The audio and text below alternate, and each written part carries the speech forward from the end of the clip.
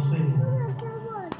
Meus irmãos, vamos ler alguns textos. Marcos, capítulo de número 6. Vamos ler a partir do versículo 45. Depois você procura lá em João, capítulo de número 6 também. Mas nós vamos ler o versículo 17.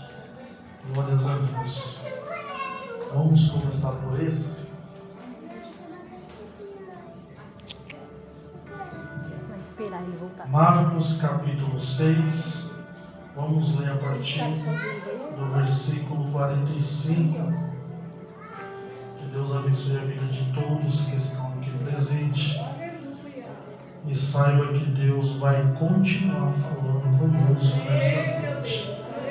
Glórias a Deus. Está comigo. Aleluia. Natália, diaconisa Natália e minhas crianças, nossas crianças, nossos bebês. E eu já me sinto em casa, meu irmão. Sempre me senti em casa, nunca me senti fora. Deus sempre tem dado essa união às nossas vidas e isso é muito bom. Todos encontraram? Que bênção, que me ajudaria bastante.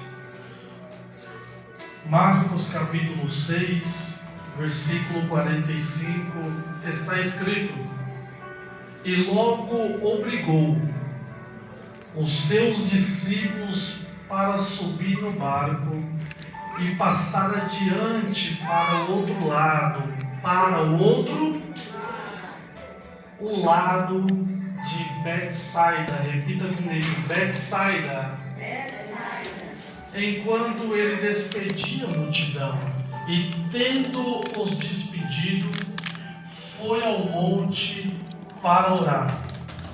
E sobrevindo a tarde, estava o barco no meio do mar, e ele sozinho vendo,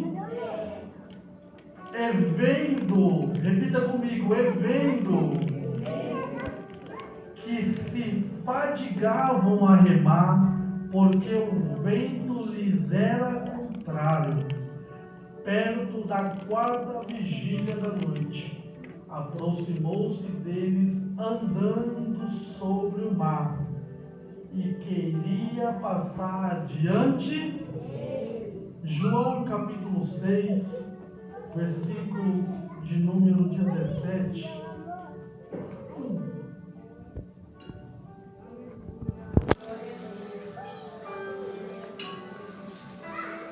Aleluia. Está escrito: e entrando no barco, passaram o mar em direção a e já era escuro.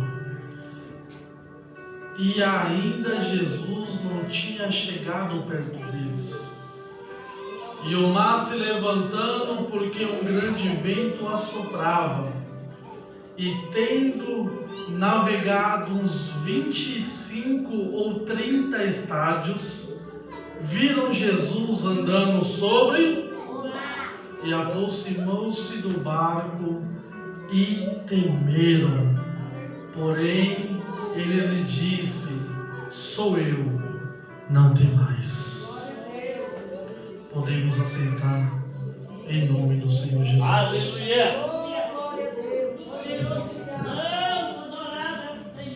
Glórias a Deus. Meus irmãos, a palavra que horas lemos vai tratar sobre um assunto muito interessante. É uma passagem da Bíblia que particularmente eu amo ler. Essa história ela é narrada por Mateus, por Marcos e por João. E é interessante que quando Jesus ele descobre pelos discípulos de João Batista que João Batista tinha sido degolado porque pediram sua cabeça em uma bandeja, os seus discípulos lhe anunciaram. Então a Bíblia diz que Jesus, ele se reserva com os discípulos e vai para o deserto descansar. A Bíblia fala que Jesus foi para o deserto descansar. É necessário nós tirarmos um tempo para nós também. É necessário nós tirarmos um tempo com a nossa família. Engana-se quem pensa que alegra Jesus quem vive 24 horas dentro da igreja. Nós temos um tempo para tudo, segundo Salomão escreveu em Eclesiastes, no seu capítulo de número 3. Então, há tempo em que você precisa descansar, porque como já foi falado aqui nessa noite, no dia a dia, no cotidiano, a nossa mente ela já é acumulada com problemas, com preocupações, com dívidas, com circunstâncias que nos fazem cansar. Cansar fisicamente? Não. Cansar psicologicamente. E perceba que é bem pior, missionária Luzia, o cansaço psicológico, o cansaço mental, do que o cansaço físico. Porque se você está com dor no corpo, se você está com o corpo cansado de tanto trabalhar, ou de tanto caminhar, após um banho tudo relaxa, após aquela massagem gostosa do cônjuge, do teu esposo, da tua esposa, você fica relaxado, sim ou não? Você fica relaxado, você fica tranquilo. Ou após tomar aquele remédio que ele acalma o corpo, tudo se resolve. Mas o cansaço da mente não. O cansaço da mente, às vezes ele leva dias, às vezes ele leva semanas, às vezes ele leva até anos para ser curado. É por isso que é necessário nós retomarmos um pouco de repouso. É por isso que há necessidade de também ficarmos com a família. Então Jesus vai para o deserto descansar com os seus discípulos. Só que quando a multidão percebe que Jesus está no deserto e seus discípulos estão junto com ele, a multidão segue pela margem do rio para ir de encontro a Jesus. E depois então Jesus se depara com uma grande multidão à sua frente. É quando os discípulos olham para Jesus e dizem: Mestre, despeça essa multidão, porque a noite está para chegar e não temos nada para oferecer para eles, não temos alimento para oferecer para eles. Então quando Jesus pergunta para eles: olha, o que é que vocês têm aí, Senhor? Nós não temos nada, senão apenas 5 pães e 2 peixinhos. Pois bem, é com isso que você tem que a gente vai alimentar toda a multidão. Posso abrir um parênteses aqui nessa noite?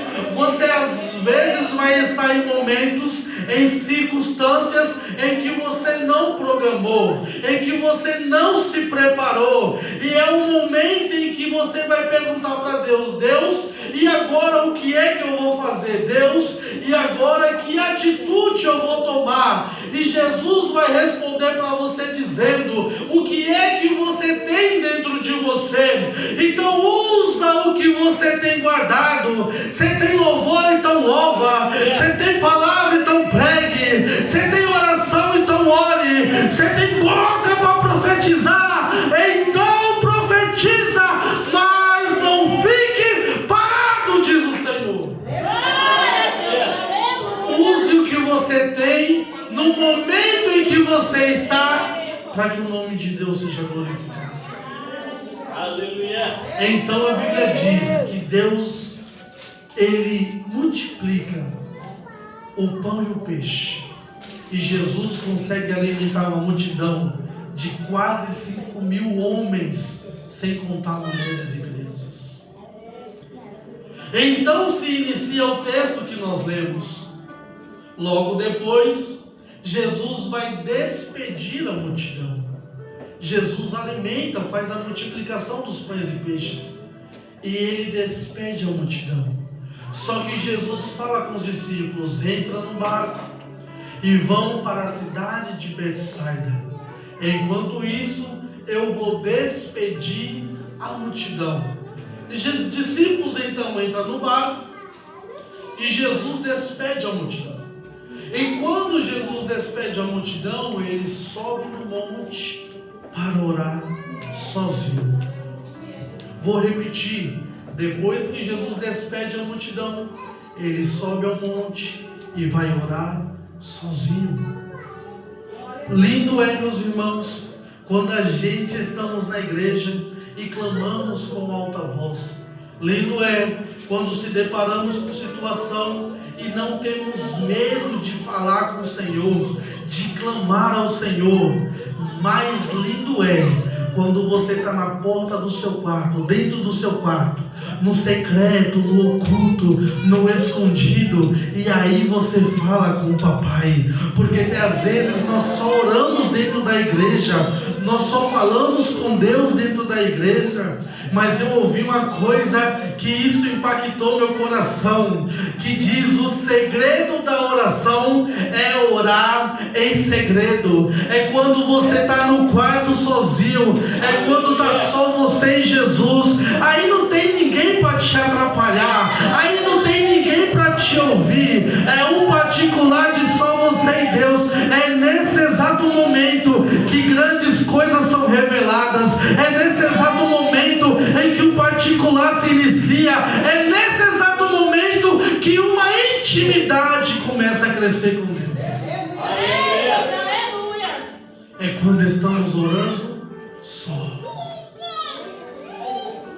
Perceba então que essa palavra, ela vai nos ensinar 4 lições referente à condução. Repita comigo: 4 lições referente à condução. Por que 4 lições referente à condução? Todos nós coordenamos alguma coisa em nossa vida. Todos nós lideramos e conduzimos alguma coisa em nossas vidas.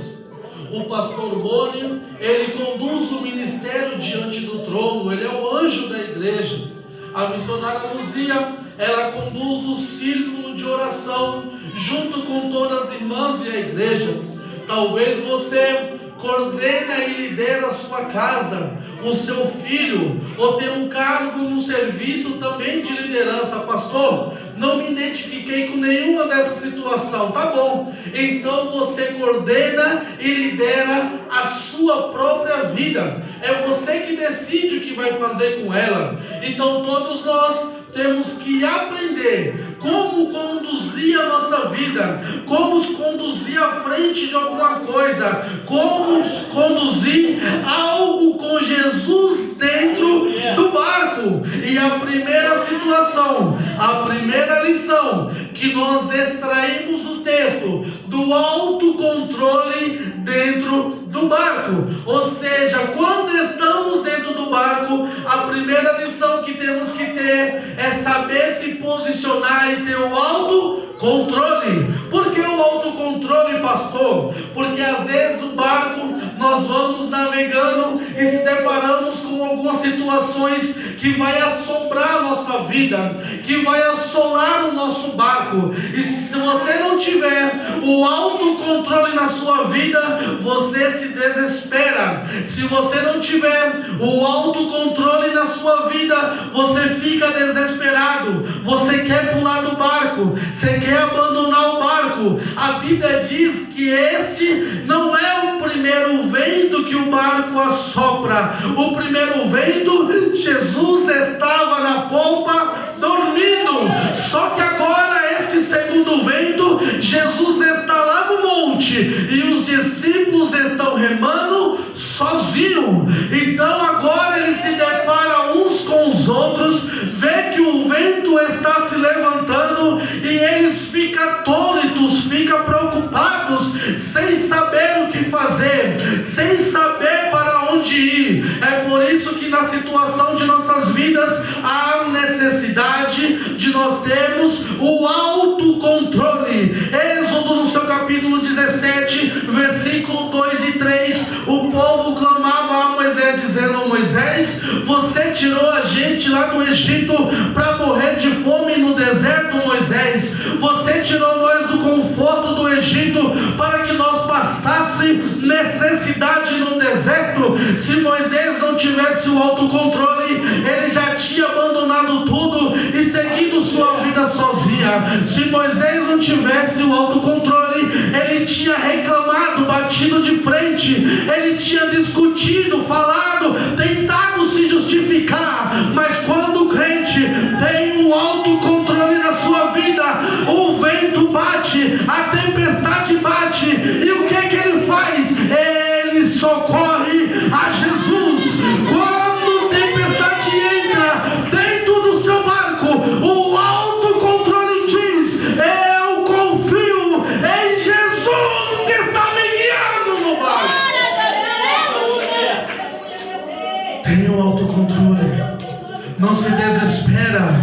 Há muita gente que só gosta de estar em ambientes perfeitos. Há muita gente que só gosta de estar em ambientes festivos. Quando a coisa começa a se estreitar, ele pula do barco, ela pula do barco. Eu não quero mais participar, eu não quero mais estar perto, eu não quero mais estar junto. Mas é na dificuldade que o seu caráter é moldado. É nas tempestades que o autocontrole vai revelar como você conduz o seu barco. Então Moisés, ele falava com Deus. Daniel, no seu capítulo 2, versículo 12 e 13, a Bíblia diz que o rei Nabucodonosor tem um sonho e ninguém consegue interpretar. Então ele diz: eu vou mandar matar todos os sábios. Já que vocês não fazem o que eu quero, todos vão morrer. E quando a notícia chega até Daniel, Daniel não se desespera. Daniel não vai falar: Deus, por que eu não fiz nada, não. Daniel fala: haja um tempo.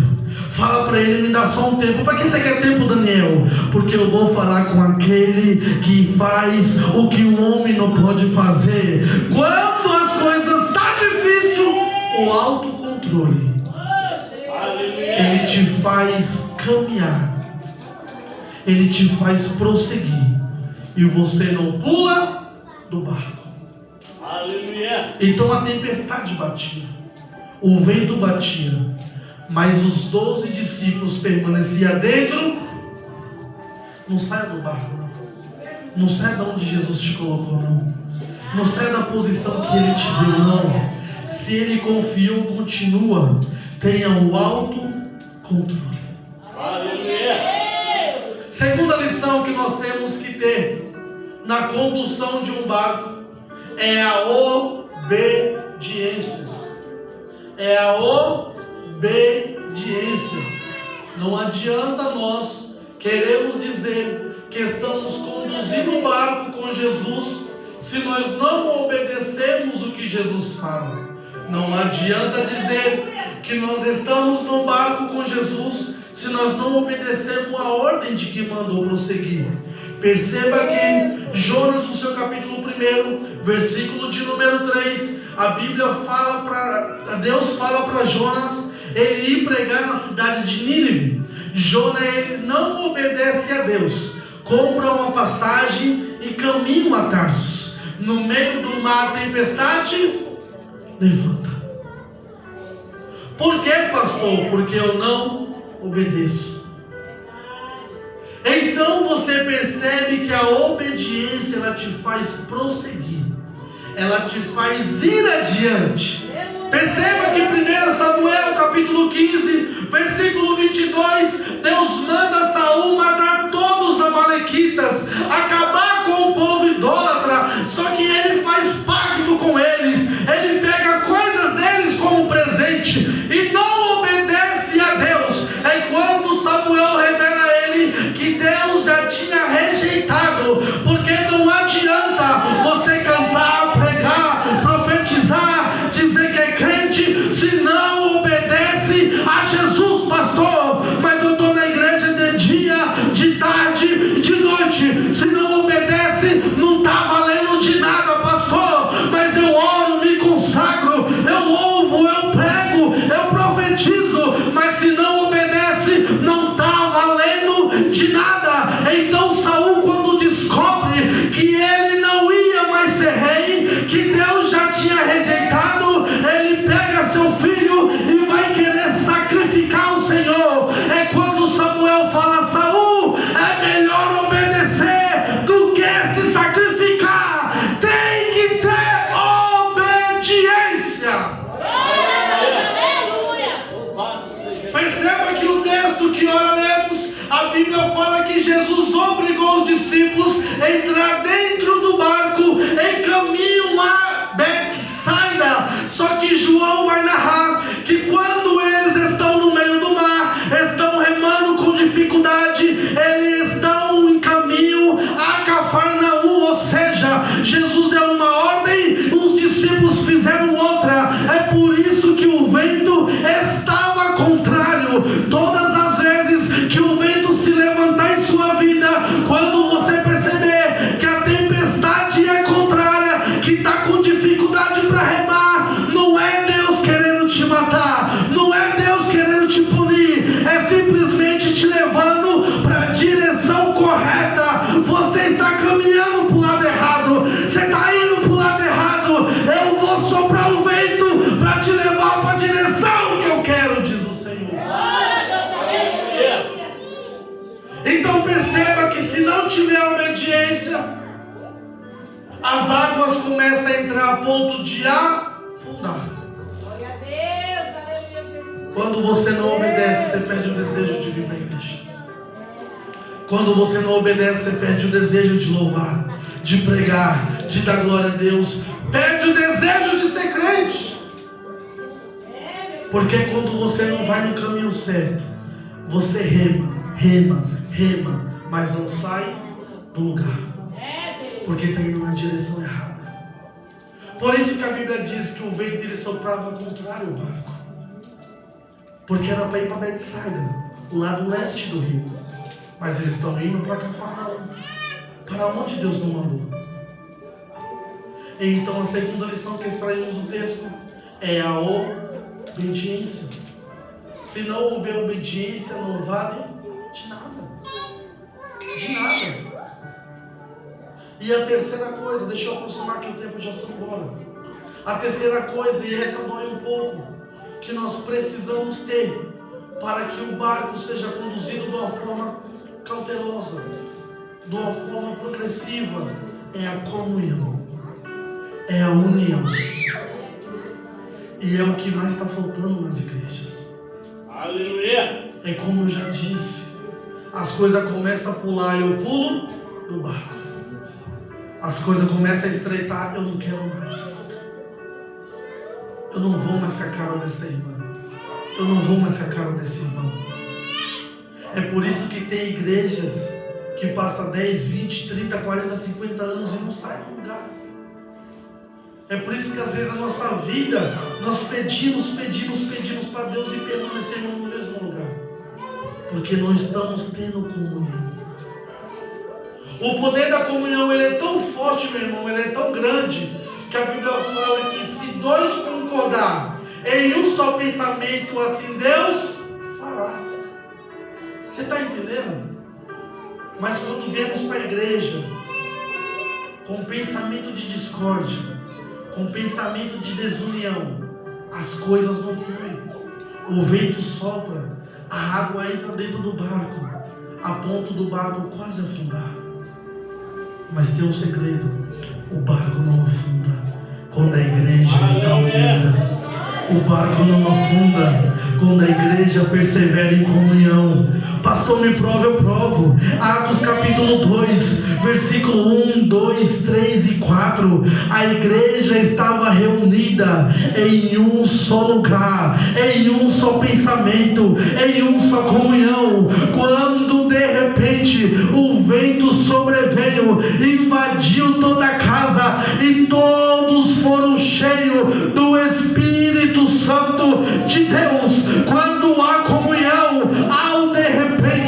Quando há comunhão, o de repente entra na sua vida, quando estamos unidos, de repente você é curado, de repente você é batizado, de repente Deus visita lá na sua casa, de repente Deus transforma a sua vida, de repente Deus muda o quadro da sua história. É quando estamos em comunhão. Atos capítulo 12, versículos 5 ao 17. Pedro estava preso após Tiago já ser morto a fio de espada. Enquanto Pedro estava na prisão, a igreja orava unida sem cessar. É quando o anjo entra lá dentro da cadeia e fala: Pedro, levanta e vamos embora. Por quê? Porque a igreja está em comunhão. Enquanto você está em comunhão aqui, o anjo visita a sua casa, o anjo visita seu filho, o anjo visita teu esposo, o anjo visita a tua família através da comunhão. O vento sopra, o mar levanta, o barco está afundando, mas os 12 permanecem unidos em união. Se coloque de pé, que eu encerro agora. Aleluia.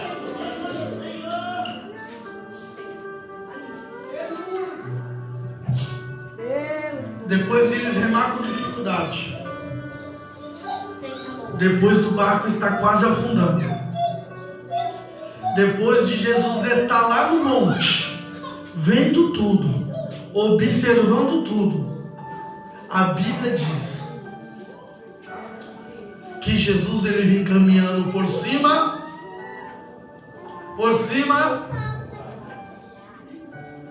Então perceba que Jesus ele não te abandonou. Às vezes você se sente só dentro do barco. Talvez os discípulos pensaram que estava sozinho, mas Jesus estava lá de cima do monte, olhando tudo e falando: continua. Tem gente que entendeu. Continua. Você não está sozinho não. Você não está sozinha não. Deus, mas só o Senhor sabe o quanto eu tenho sofrido. Você não está sozinha não. Mas só o Senhor sabe quantos propósitos eu já fiz, quantas campanhas eu já fiz. Mas você não está sozinha não. Só Deus sabe o tanto que eu tenho pedido, o tanto que eu tenho jejuado. Mas você não está sozinha não. Senhor, mas eu não estou te vendo. O mar está grande, a noite está escura, eu não consigo enxergar nada, eu não consigo te ver. Então Jesus vem por cima do mar, por cima da dificuldade, por cima da luta, por cima da prova, por cima das circunstâncias, mas Ele não te deixa sozinho, diz o Senhor. Então quando eles avistam Jesus, eles dizem: é um fantasma. Jesus disse: não tema, sou eu. Aleluia. E a quarta e última lição, para a gente encerrar, é a atitude. Se você já tem postura, equilíbrio, domínio próprio, você já tem obediência, você já está em comunhão, então agora é hora de agir. Agora é hora de atitude. Então Pedro, o pescador mais experiente, o homem que estava no barco, que tinha mais experiência no mar, em meio ao medo, ao caos, ele olha para Jesus e tem uma atitude: se é o Senhor mesmo, manda eu ir ter contigo. Se é o Senhor mesmo, manda eu ir ter contigo. Não era melhor Pedro dizer: Senhor, se é o Senhor mesmo, vem ter comigo, vem até a mim. Não. Se é o Senhor mesmo, mande, libere, para que eu vá até a ti. Porque tem gente que quando a vida está soprando, que quando o vento se levanta, ele se tranca dentro de casa e fala: Deus, eu quero que o Senhor venha até a mim, eu quero receber a ligação do pastor, eu quero que a irmã venha até a minha casa. E Deus está falando: enquanto você está de braço cruzando, esperando que eu vou até você, eu estou de braços abertos, esperando você vir até a mim. Mas a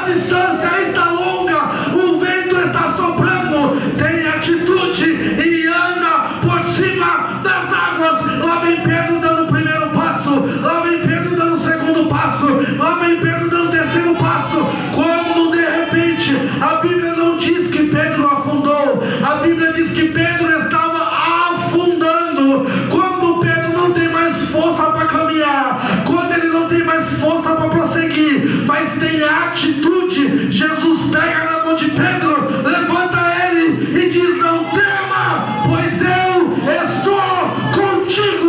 A atitude, ela revela o que você deseja, mas é Deus quem opera o milagre na sua vida, diz o Senhor.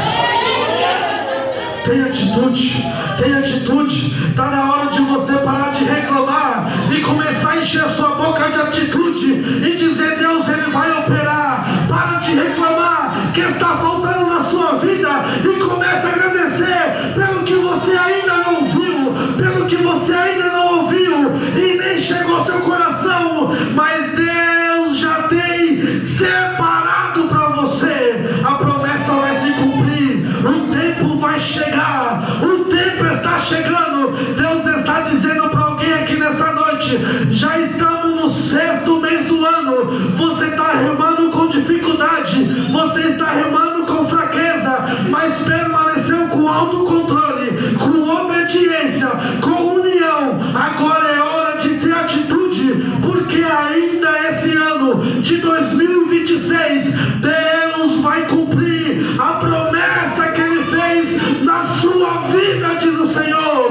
Confia, acredita, Deus vai mudar a situação do barco, diz o Senhor. E agora Jesus fala: mar, acalma-te.